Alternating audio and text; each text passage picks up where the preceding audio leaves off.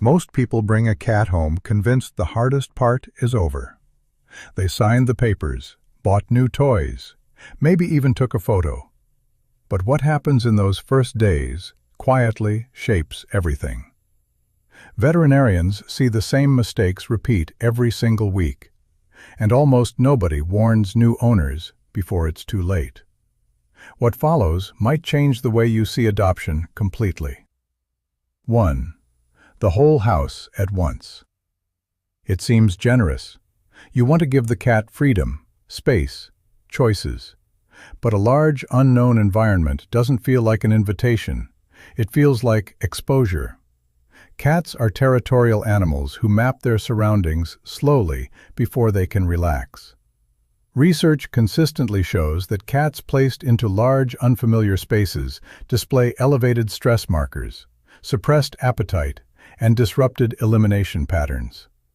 Veterinarians call it environmental overload. What to do? Prepare one quiet room before the cat arrives. Place the litter box, food, water, a hiding spot, and something with a familiar scent inside. Keep it there for several days, even 2 weeks. Then open the rest of the home gradually, always letting the cat decide when it's ready. If the situation is already critical, hiding beyond 48 hours, refusing food, extreme fear, don't pull it out. Sit quietly near the hiding spot, speak softly, and move food a little closer each day. If eating stops entirely, contact a veterinarian immediately. Stress-induced anorexia in cats escalates into a medical crisis faster than most owners expect. 2. Too many people, too soon. The excitement is understandable. Someone texts the group chat, friends arrive, children reach out all at once. From the outside, it looks like warmth. From the cat's perspective, it looks like a threat it has no way to calculate. Cats aren't socially wired like dogs. Unfamiliar people trigger the same physiological alarm as unfamiliar environments. When a cat is already overwhelmed by a new space, adding unpredictable movement and unfamiliar faces doesn't double the stress. It compounds it in ways that can take weeks to undo. Keep things quiet during the first week. Prepare children before the cat comes home. No running near its room, no raised voices, no attempts to hold it before it approaches on its own. Introduce household members one at a time. Friends and extended family should wait 2 to 3 weeks minimum. If chaos has already happened, the cat bolted, hid, or clearly shut down, remove everyone immediately. Don't follow it into the hiding spot. A calm, predictable routine is now the most powerful thing you can offer, not more attempts at connection. 3. Open windows and unsecured gaps. A calm cat and a frightened cat are almost two different animals. In a familiar space, your cat might ignore an open window entirely. But in a new home, during those first disoriented days, a single, sudden noise can send it into full flight mode in under a second. And if there's an open window or a gap near a balcony anywhere nearby, it can be gone before you register what happened. Animal rescue organizations consistently note that a significant share of lost cats escape during the first days in a new home, because fear was running high and there was one unguarded moment of access. Before your cat arrives, walk every room looking specifically for escape routes. Secure all windows with cat-proof screens or keep them closed. Check behind appliances and inside wall gaps. Balcony doors stay closed.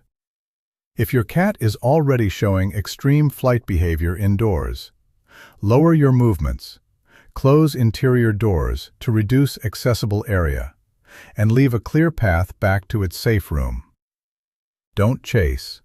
Place food near its hiding spot and step away. Most cats return to a scent-anchored space when given quiet and the absence of pressure. 4. Where you put the litter box. This detail catches most people off guard. The litter box feels like a 5-minute practical decision.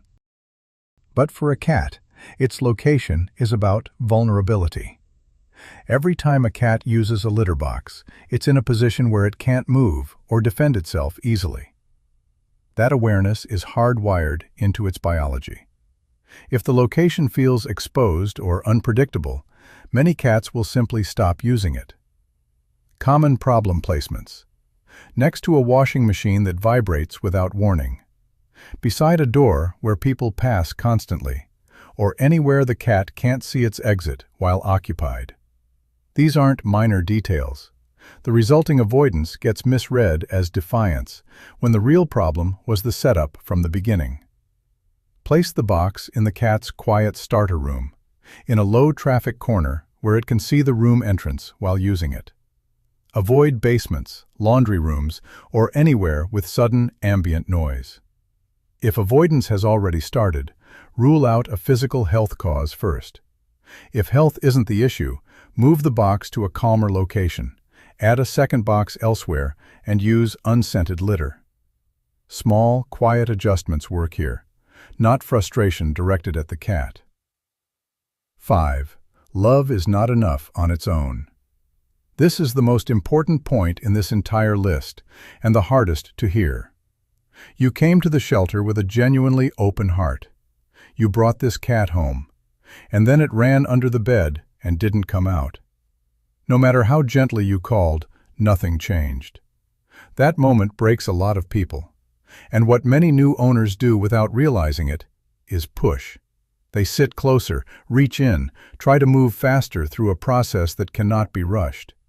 Because somewhere underneath, they believe enough love should fix fear on a human timeline. But a cat that has lived through loss or repeated disruption doesn't process safety the way we want it to.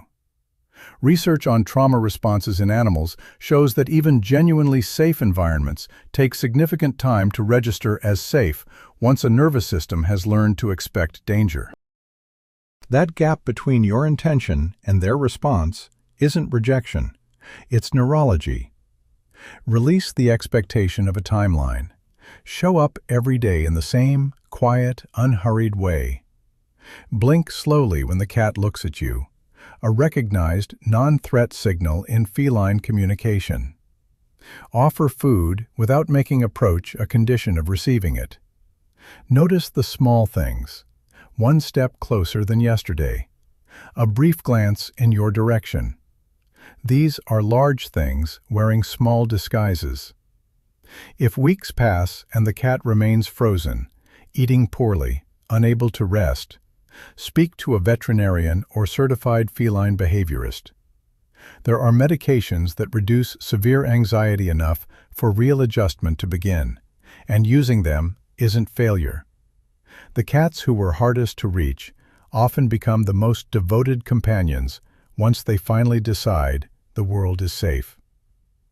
Your only role is to still be there, unchanged, when that moment arrives. If you enjoyed this video and you truly love your kitty, please support me with a like and share this video with your friends who also have cats, so more kitties can stay healthy and live surrounded by love.